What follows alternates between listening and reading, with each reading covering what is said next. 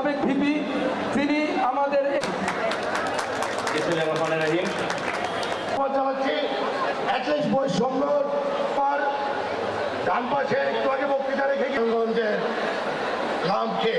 আল্লাহর রহমতে এই কলেজে থেকে এমপি পেয়েছে, এই কলেজের থেকে মন্ত্রী হয়েছে, এই কলেজের থেকে নারায়ণগঞ্জ সিটি কর্পোরেশনের মেয়র হয়েছে।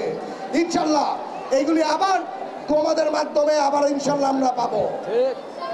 প্রতিটা বাচ্চার ছোট ছোট গল্প আছে, কিন্তু একটি গল্প হলো কমন। সেই গল্পটা কি জানো?